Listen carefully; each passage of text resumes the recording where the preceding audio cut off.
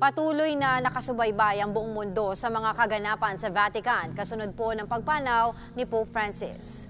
At kaugnay pa rin po niyan, makakapanayan po natin ang isang student priest sa Rome, Father Coke Daryl Prieto. Good morning, Father Coke, and buongiorno po sa inyo.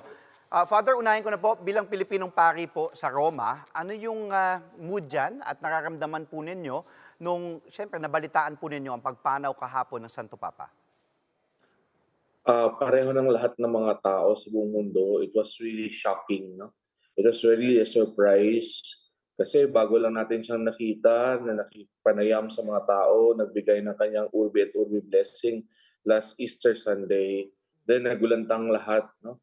When the news came out around 9:35 in Rome, around that 7:30 in the morning, Pope Francis has already passed away.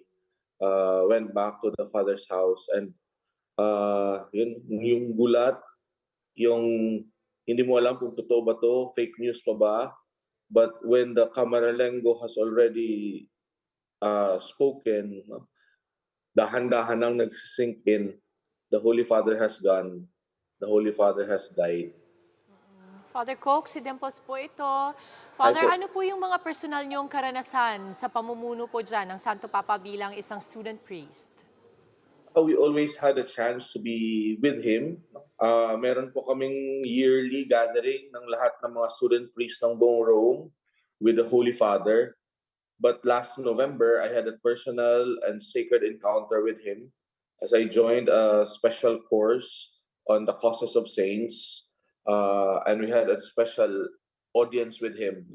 It was merely around a minute of encounter, no? Shaking his hands, talking to him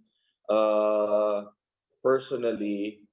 But I would never forget that warm hands and the beautiful smile that he would give us. And that very words, I said, "Coraggio, go on, go on." These words would always be a part of me, would always be a special memory. Pope Francis has always inspired many of us here in Rome to continue giving ourselves back to the real priesthood, no? The real service to the people of God. Father, kayo po pala ay narito pa sa Pilipinas. I was wondering Yes. po, kailan po kayo makakabalik sa Roma? Now I'm planning to really find ways to go back to Rome ASAP. I'm here in the Philippines to accept my new assignment. But my new assignment is to go back to Rome. So now I'm planning to seeking for the next possible flight to go back to attend at least the preparations for the conclave and the conclave proper. That would be in the next weeks. Father, may you have a safe flight back to Rome. Pero ano po yung mga inyo pong inaasahan sa mga susunod na hakbang ng Simbahang Katolika sa pagpili po ng bagong Santo Papa? There are changes. No? There are changes after Pope Francis has signed the document for his funeral. This will be a simple funeral. Now he's already in the casket inside the chapel of the Santa Marta.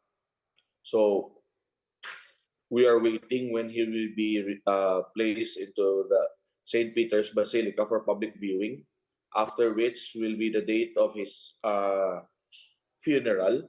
After the date of the funeral will then be the dates of preparations for the conclave. But usually there are 9 days of mourning. After the 9 days of mourning will be another 15 days of preparation before the conclave. So we are waiting for the coming of the cardinals within the next days to go to Rome, then for the funeral rites, and stay there until the final date of the conclave. Father, mensahe na lang po sa mga Katolikong kagaya natin dito po sa Pilipinas at sa buong mundo sa panahong ito po na nagluluksa tayo para sa Santo Papa. Mabigat man, nakakagulantang man yung balita, but as I have heard my friends in Rome, no, yung mga pari natin na nasa Roma, the mood is mixed. It is sad, but it is celebration. It's a celebration of life, papasalamat sa isang Santo Papa na nagbigay ng pag-asa sa napakaraming mga tao that reminded us of what true Christianity is all about. So we continue to pray for the Holy Father as what Cardinal Ambo David has asked us, Filipinos, to pray as a family for the eternal repose of the Holy Father, to light a candle for the Holy Father's eternal repose. And as we continue to pray for the Holy Father, we continue to pray for the Church. Now we continue to ask the Holy Spirit to guide the Church in this important transition, that she may continue to become a mother that guides the whole people of God. Alright, maraming salamat po sa inyong oras, Father Coke. Thank you very much. Father Coke Daryl Prieto. Mga kapatid, Chiki Roa Puno po. Simulan ang inyong araw na puno ng impormasyong kapaki-pakinabang. Sama na sa isang makabuluhang umaga. Tumutok at mag-subscribe sa social media pages ng News 5.